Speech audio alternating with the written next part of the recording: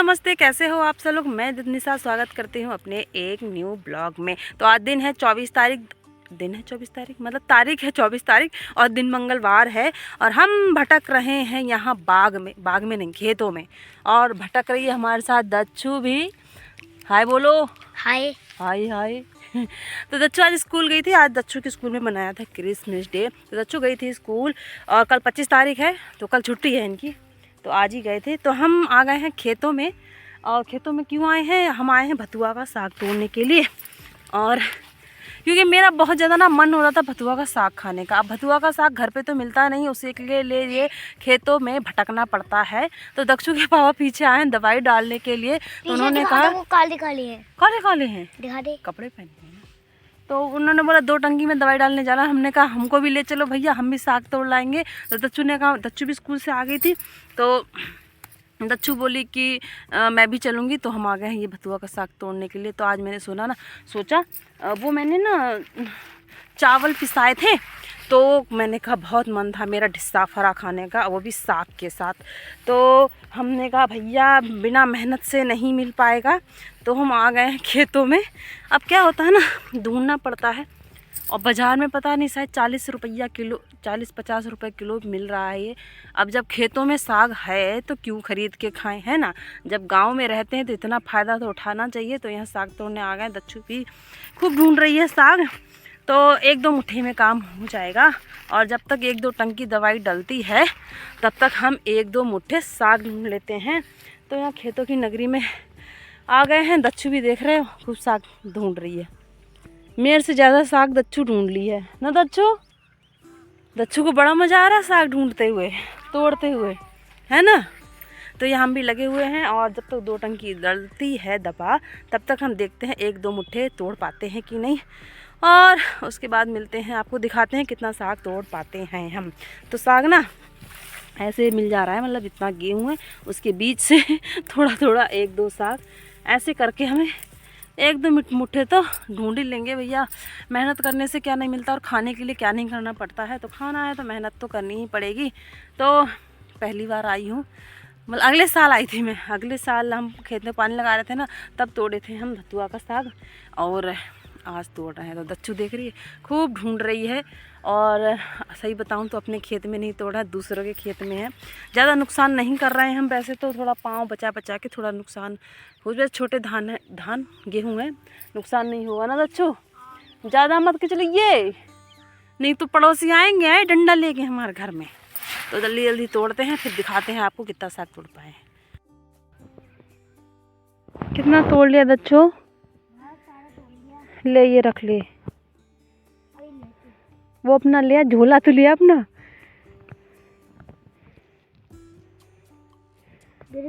कोई बात नहीं, कितना हो गया झोले में? बहुत सारा दिखाऊं? हाँ आपको ये दिखाते हैं। हाँ? हमारी सब्जी हो जाएगी, ये अभी थोड़ी नहीं होगी। ये है, ये यही तोड़ ले, है ना।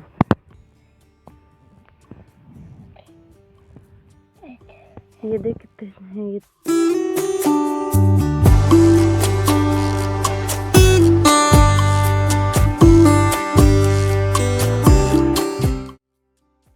उसके बाद मैं पहुंच गई थी बाग, क्योंकि मुझे काटनी थी मेथी।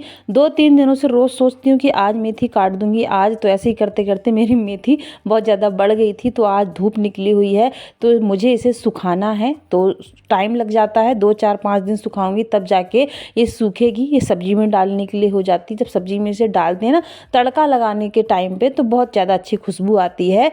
और हमारे में तो क्या होता है, साग थोड़ा कम पसंद करते हैं, पर जो सूखी हुई मेथी होती है वो बहुत ज़्यादा पसंद करते हैं। जैसी झोरी हुई, कतरा हुआ, इसमें तो मेथी का स्वाद ही अलग आता है। तो घर आ गए हैं हम और इसको अच्छे से धुल देते हैं, क्योंकि धूप निकलने से पहले इसको मैं थोड़ा डाल दूँगी, जिससे इसका पानी थोड़ा सूख जाएगा। अब 1 दिन तो ये सूखने से रही, इसको सूखने में 1 हफ्ता से ज़्यादा लग जाएगा। और अभी तो ये थोड़ा ज़्यादा है, मतलब 1 तासला है। और उसके सूखने के बाद तो बस ये 5-6 मुट्ठी बन जाएगा। तो उसके लिए बहुत मेहनत करनी पड़ती थी। उसके बाद हम आ गए हैं छत में और इसको डाल देते हैं सूखने के लिए। और धूप तो ज़्यादा बची नहीं है क्योंकि टाइम हो गया है ज़्यादा, पर मैं सोच रही हूँ थोड़ी देर इसका पानी थोड़ा सूख जाएगा वही बहुत है। तो गेहूँ भी सूखने के लिए मैंने कल डाला था, तो यहाँ पे मेथी डाल देते हैं सूखने के लिए।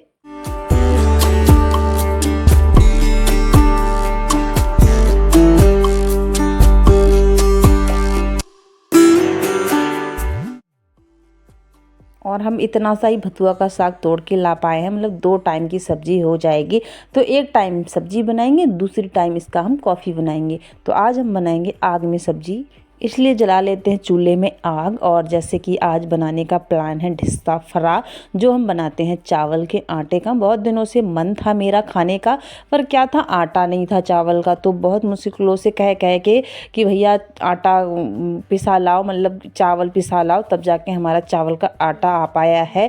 और यहाँ पे अच्छे से धुल के ले आई हूँ, क्योंकि ऐसा खेतों से साग लेके आते हैं ना, तो ये होता है कहीं किसी ने दवाई ना डाली हो या कैसा हो कैसा ना हो, इसलिए बहुत ज़्यादा धुलना पड़ा मुझे कि धो धो के ना मैंने बिल्कुल अच्छे से कतई क्लीन कर दिया था इसे।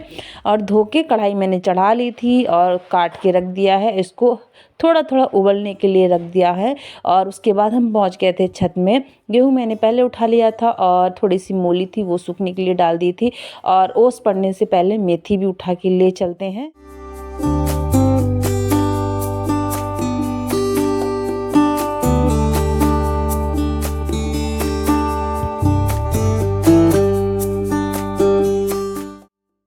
और जब तक छत का काम निपटा के आए तब तक हमारा जो साग है भथुआ का अच्छे से उबल गया है।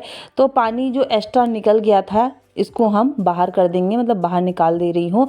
और पूरा पानी इसका ख़त्म करके इसमें मैं, मतलब पानी क्या होता है फिर ज़्यादा हो जाएगा, और पानी पूरा निकाल के मैं इसमें आलू, और जिसको पसंद है वो आलू डालता है और जिसको पसंद नहीं है वो नहीं डालता है। लेकिन मुझे आलू अच्छे लगते हैं साग में, चाहे राया का साग हो भथुआ का साग हो, तो मैं आलू डाल ही लेती हूँ। और इसमें मैंने डाल दिया है नमक हल्दी और इसको ढक के रख लेंगे। और यहाँ हमने ले लिया है चावल का आटा, इसको मैंने अच्छे से छान लिया है।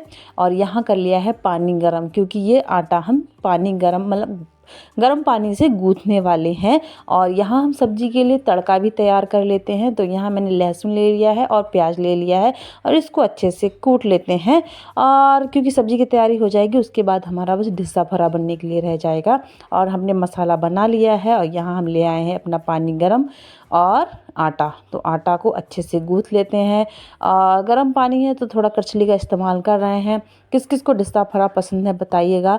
और हमारे लोगों में तो क्या होता है कि ज़्यादातर लोगों को, जो दादी अम्मा लोग होती हैं, उनको बहुत ज़्यादा पसंद होता है। और हमें भी अच्छा लगता है। और नमक के साथ खाओ, साग के साथ खाओ, तो मज़ा ही अलग हो जाता है। यहाँ हम सब्जी भी देखते जा रहे हैं और आटा भी गूँथते जा रहे हैं।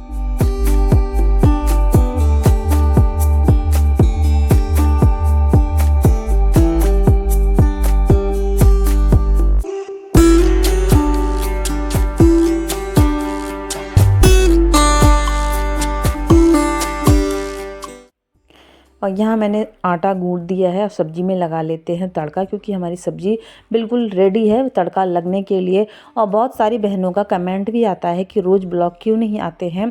तो ब्लॉग क्या ही बताऊँ क्यों नहीं आते, मुझे ही समझ में नहीं आता। क्योंकि मैं रोज़ सोचती हूँ कि डेली ब्लॉग डालूँगी, डेली ब्लॉग, लेकिन पता नहीं मुझे ही समझ में नहीं आता डेली ब्लॉग में क्यों नहीं डालती हूँ। ऐसा भी नहीं है कि मेरे यहाँ पे बहुत ज़्यादा काम है, क्योंकि आजकल ऐसा टाइम है कि खाली ही रहते हैं, खेतों का काम भी नहीं है, लेकिन फिर भी पता नहीं क्यों नहीं आता है।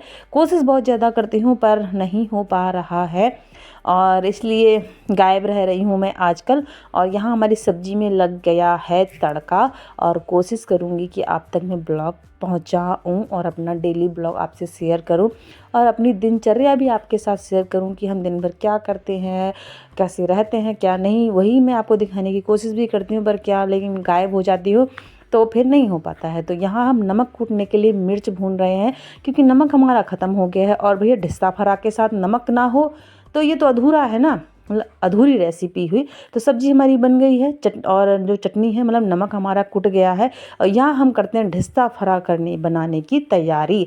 और पानी हमने उबलने के लिए रख दिया है, क्योंकि ये जो हमारे मोमो जैसे होते हैं ना, मोमो जैसे इसमें प्रोसेस करना पड़ता है। जैसे मोमो बनाते हैं वैसे इसको ही बनाना होता है भाप में। तो यहाँ दच्चू भी लग गई हमारी मदद के लिए, और यहाँ हम डिज़ाइनदार ढिस्सा फरा बना के तैयार करते हैं, क्योंकि टाइम तो थोड़ा लगता ही है लेकिन फ्री टाइम में ये भी चलेगा। अब खाने के लिए मेहनत तो करनी ही पड़ेगी, तो यहाँ बना लेते हैं ढिस्सा फरा और मज़ेदार। और आ जाइए आप भी चटपटे नमक के साथ और भतुआ के साग के साथ ढिस्सा फरा खाने के लिए। तो यहाँ दच्चू के साथ बना लेते हैं ढिस्सा फरा।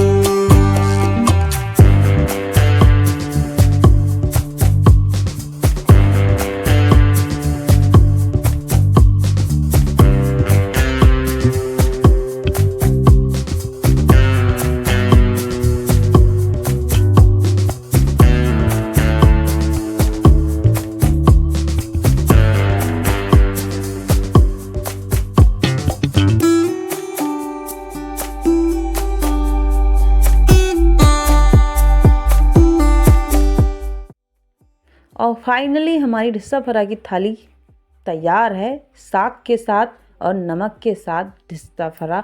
और मुझे तो देख देख के इतनी भूख लग रही थी, मैं आपको क्या ही बताऊं, पर भाई सब्र नहीं हुआ। सबको खाने को दे के दच्चू खाने लग गई और इसके पापा भी खाने लग गए। उसके बाद मैंने कहा मुझे भी खा लेना चाहिए। फिर ढिस्सा फरा मैंने पहले खाया, मैंने कहा चावल बाद में खाऊंगी।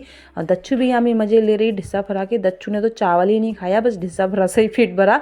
और इन्होंने भी खाना खा लिया था, हम दो की बारी थी, हम भी खा रहे थे खाना। और आप भी आ जाइए खाना खाने के लिए। तो आज का छोटा सा ब्लॉग बस यही था, और आज का ब्लॉग हम यहीं पर समाप्त भी करेंगे। कल एक मिलेंगे नए ब्लॉग के साथ। तभी के लिए नमस्ते और राधे राधे। और बहुत सारा प्यार देना, ढेर सारा सपोर्ट भी करना। तो अभी के लिए यहीं पे एंड करते हैं और ठंडियों का आनंद लेते हैं आग के साथ। और कोशिश करेंगे कि कल भी एक नया ब्लॉग शेयर करें आप लोगों के साथ। तो अभी के लिए नमस्ते, राधे राधे, गुड नाइट।